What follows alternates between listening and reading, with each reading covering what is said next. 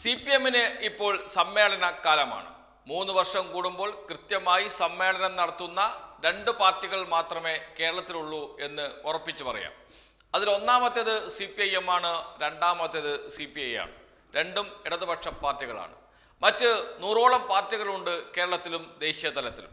ഇത്രയും കൃത്യമായി സമ്മേളനം നടത്തുന്ന ഏതെങ്കിലും ഒരു രാഷ്ട്രീയ പാർട്ടി വേറെയുണ്ടോ? ജനാധിപത്യ രീതിയിൽ ഭാരവാഹികളെ കണ്ടെത്തുന്ന ഏതെങ്കിലും ഒരു രാഷ്ട്രീയ പാർട്ടി കേരളത്തിലുണ്ടോ എന്ന ചോദ്യം ഉയർത്തേണ്ട സമയം കൂടിയാണ്. കോൺഗ്രസിൽ നമുക്കറിയാം നോമിനേഷനാണ്. BJPയിലും സമാനമാണ് സ്ഥിതി. മറ്റു പാർട്ടികളുടെ സ്ഥിതി പറയാനില്ല. ഇന്നത്തെ പത്രങ്ങൾ എടുത്തു നോക്കിയാൽ വലിയ തലക്കെട്ടാണ്. മലയാള മനോരമ കൊടുത്ത തലക്കെട്ട് ഇങ്ങനെയാണ്. 1-ാം പേജിൽ തോറ്റ സെക്രട്ടറി ഇറങ്ങിപ്പോയി, ഏരിയ സമ്മേളനം അലങ്കോലമായി, തിരുവനന്തപുരത്തും CPMൽ പോരും. മംഗലപുരം ഏരിയ സെക്രട്ടറി ആയിരുന്ന മധു മുല്ലശ്ശേരി പാർട്ടി വിടുമെന്ന് സൂചന. ജില്ലാ സെക്രട്ടറി വി ജോയ് MLAക്കെതിരെ ഗുരുതര ആരോപണങ്ങൾ എന്ന് പറഞ്ഞുകൊണ്ട് 1-ാം പേജിൽ സ്ഥാനം പിടിച്ചിട്ടുണ്ട് CPIMന്റെ സമ്മേളനം. വലിയ കാർട്ടൂണും കൊടുത്തിട്ടുണ്ട് ഈ വാർത്തയോടൊപ്പം. മാതൃഭൂമിയും കുറവല്ല, 1-ാം പേജിൽ തന്നെ വാർത്ത നൽകിയിട്ടുണ്ട്. CPM മംഗലപുരം ഏരിയ സമ്മേളനം പൊട്ടിത്തെറി, സെക്രട്ടറി പാർട്ടി വിട്ടു എന്ന് പറഞ്ഞുകൊണ്ട് CPM ഇതാ തീർന്നു എന്ന തലക്കെട്ട് തയ്യാറാക്കി വെച്ചു. പക്ഷെ അങ്ങനെ കൊടുക്കാൻ കഴിഞ്ഞില്ല എന്ന് മാത്രമേ ഉള്ളൂ. ഇതാ മറ്റൊരു വാർത്ത കൊടുത്തിട്ടുണ്ട്. 7-ാം പേജിൽ വലിയ വാർത്തയാണ്. CPM സമ്മേളനങ്ങളിൽ പൊട്ടിത്തെറി, പിടിവിട്ട് വിഭാഗീയത, കലാപക്കൊടി ഉയരുന്നു എന്ന വാർത്ത നൽകിയിട്ടുണ്ട്. MB ഗോവിന്ദൻ മാസ്റ്ററുടെ പ്രതികരണം കൂടി ഇതിൻ്റെ ഭാഗമായി കൊടുത്തിട്ടുണ്ട് എന്നതാണ് ഏക ആശ്വാസം. വിഭാഗീയതയില്ല, പ്രാദേശിക പ്രശ്നം എന്ന് MB ഗോവിന്ദൻ CPIMന്റെ സംസ്ഥാന സെക്രട്ടറി പറഞ്ഞതുകൂടി കൊടുത്തിട്ടുണ്ട്. കലാപക്കൊടി ഉയരുന്നു. എവിടെയൊക്കെയാണ് കലാപക്കൊടി ഉയരുന്നത് എന്നതും കൂടി കൊടുത്തിട്ടുണ്ട്. തിരുവനന്തപുരത്ത് പറഞ്ഞു, മംഗലപുരത്ത്. അതിനുശേഷം പ്രത്യേക കോളത്തിൽ വാർത്ത കൊടുത്തിരിക്കുന്നു മാതൃഭൂമി. 1 കൊല്ലം കരുനാഗപ്പള്ളി തർക്കങ്ങളെ തുടർന്ന് 7 ലോക സമ്മേളനങ്ങൾ നിർത്തി എന്ന് പറഞ്ഞുകൊണ്ട് കരുനാഗപ്പള്ളി ഏരിയയിൽ ആകെ പ്രശ്നമാണ് എന്ന വാർത്ത കൊടുത്തിട്ടുണ്ട്. പിന്നീട് പാലക്കാട് കൊഴിഞ്ഞമ്പാറയിൽ പ്രശ്നം, അതോടൊപ്പം തന്നെ പത്തനംതിട്ട തിരുവല്ലയിൽ പ്രശ്നം. അങ്ങനെ 4 ഏരിയ കമ്മിറ്റികളിലാണ് പ്രശ്നം നടക്കുന്നത്. അത് കേരളത്തിലെ CPMനെ അടിമുടി പിടിച്ച് കുലുക്കാൻ പോകുന്നു എന്നാണ് വാർത്ത. എന്നാൽ നോക്കൂ, കേരളത്തിൽ എത്ര ഏരിയ കമ്മിറ്റികളുണ്ട്? CPIMന്റെ ഒരു സംഘടനാ സ്ഥിതി പരിശോധിക്കാം. ആകെ ബ്രാഞ്ചുകളാണ് CPIMന്റെ ഏറ്റവും അടിസ്ഥാന ഘടകം. ബ്രാഞ്ച് കമ്മിറ്റികൾ എന്ന് പറയുന്നുണ്ട് എങ്കിലും ബ്രാഞ്ചുകളാണ് അടിസ്ഥാന ഘടകം. ബ്രാഞ്ചിലെ പാർട്ടി മെമ്പറാണ് CPIMന്റെ ശക്തി. അതിന് കീഴെ വീണ്ടും ഒരു ഘടകങ്ങളുണ്ട്. അനുഭാവി ഗ്രൂപ്പുണ്ട്, അനുഭാവികളുണ്ട്. അനുഭാവി ഗ്രൂപ്പ്, അതിനു മുകളിൽ ബ്രാഞ്ച് കമ്മിറ്റി. ഇങ്ങനെയാണ് അടിസ്ഥാന ഘടകം പ്രവർത്തിക്കുന്നത് CPIMന്റെ. അങ്ങനെയുള്ള അടിസ്ഥാന ഘടകമായ ബ്രാഞ്ച് എത്രയുണ്ട്? 38,426 ബ്രാഞ്ചുകൾ. കേരളത്തിൽ മാത്രമുള്ള കണക്കാണ്. 38,426 ബ്രാഞ്ചുകൾ. ഈ 38,426 ബ്രാഞ്ച് സമ്മേളനങ്ങളും കഴിഞ്ഞു. ബ്രാഞ്ച് സെക്രട്ടറിമാരെ കണ്ടെത്തി. ജനാധിപത്യ രീതിയിൽ യോഗം ചേർന്ന് ഒരു ദിവസത്തെ സമ്മേളനമാണ്.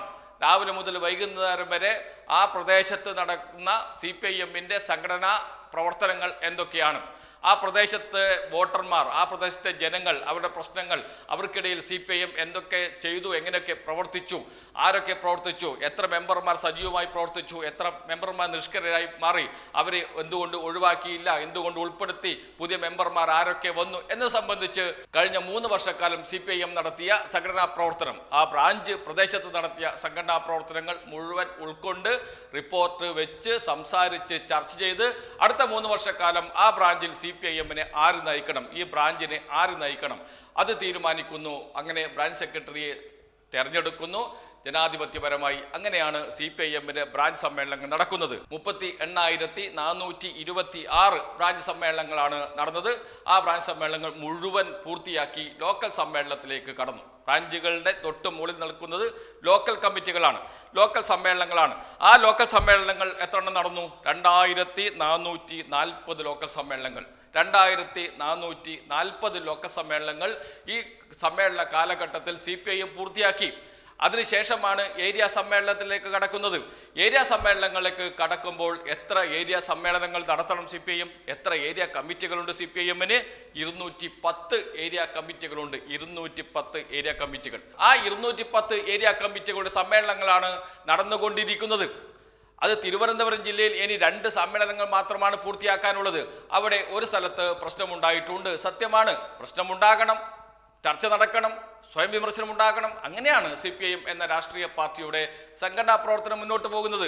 അങ്ങനെ 210 ഏരിയ സമ്മേളനങ്ങൾ നടന്നുകൊണ്ടിരിക്കുന്നു.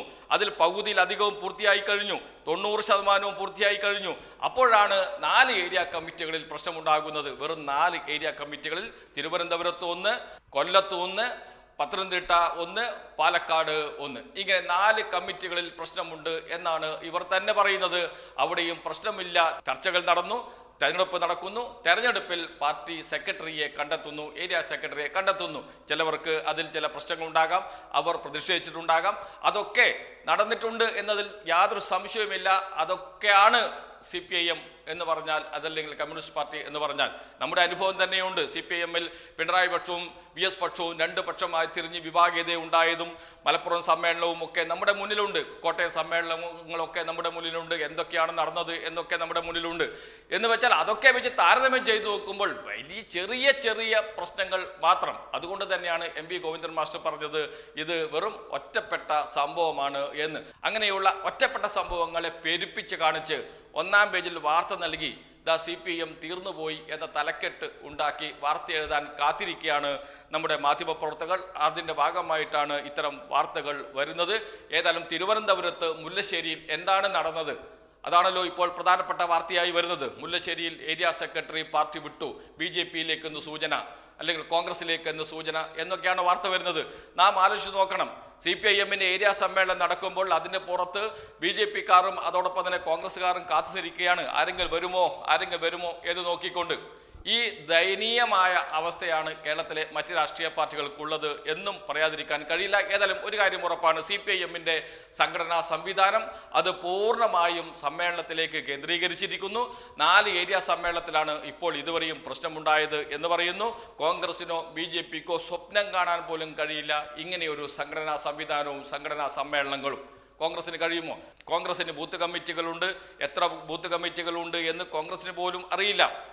KS സുധാകരൻ KPCC പ്രസിഡന്റായി വന്ന സമയത്ത് ആദ്യം പ്രഖ്യാപിച്ചതാണ് ബൂത്ത് കമ്മിറ്റികൾ സംഘടിപ്പിക്കും, എല്ലാ ബൂത്ത് കമ്മിറ്റികളും രൂപീകരിക്കും. 50 വീടുകൾക്ക് ഒരു ബൂത്ത് കമ്മിറ്റി. പാലക്കാട് വെച്ച് അതിൻ്റെ ഉദ്ഘാടനമൊക്കെ നടത്തി KPCC പ്രസിഡന്റ് K സുധാകരൻ. പക്ഷേ എന്ത് നടന്നു എന്നത് നമ്മുടെ മുന്നിലുണ്ട്. ഒരു ബൂത്ത് കമ്മിറ്റി രൂപീകരണവും നടന്നില്ല. ബൂത്ത് കമ്മിറ്റി ഉണ്ട് എന്നാണ് പറയുന്നത്. ഒരു ബൂത്ത് പ്രസിഡന്റിനെ മുകളിൽ നിന്ന് നോമിനേറ്റ് ചെയ്യുന്ന സ്ഥിതിയാണ് ഉള്ളത്. അതിന് മുകളിൽ മണ്ഡലം കമ്മിറ്റി, അതിന് മുകളിൽ ബ്ലോക്ക് കമ്മിറ്റി, അതിന് മുകളിൽ DCC, ഈ കമ്മിറ്റികളൊക്കെ ഉണ്ട്, പ്രവർത്തിക്കുന്നുണ്ട്. എല്ലാം നോമിനേഷനാണ്. ഒരു സമ്മേളനം പോലും ഒരു കാലത്തും നടത്താൻ കഴിയാറില്ല കോൺഗ്രസിന് എന്നത് നമ്മുടെ മുന്നിലുള്ള തെളിവാണ്. ആകെ നടക്കുന്നത് ഒരു AICC സമ്മേളനമാണ്. ആ AICC സമ്മേളനമാകട്ടെ വന്ന് നേതാക്കൾ പ്രസംഗിച്ചു പോകും. വലിയൊരു ഓഡിറ്റോറിയത്തിൽ അല്ലെങ്കിൽ ഒരു വലിയ സ്റ്റേഡിയത്തിൽ സമ്മേളനം നടത്തും, എല്ലാവരും പ്രസംഗിച്ചു പോകും. എന്നതിനപ്പുറത്ത് ചർച്ചയോ ഉൾപാർട്ടി ചർച്ചയോ പ്രവർത്തന റിപ്പോർട്ട് അവതരിപ്പിക്കലോ അതിന്മേൽ ചർച്ചയോ ഒന്നും നടക്കാറില്ല എന്നത് ഒരു വസ്തുതയാണ്. അതുകൊണ്ട് തന്നെയാണ് പറയുന്നത്, അസൂയോടുകൂടി മാത്രമേ മറ്റ് രാഷ്ട്രീയ പാർട്ടികൾക്ക് CPIM-ന്റെ ഈ സംഘടനാ സംവിധാനവും സമ്മേളനങ്ങളും കാണാൻ കഴിയുകയുള്ളൂ.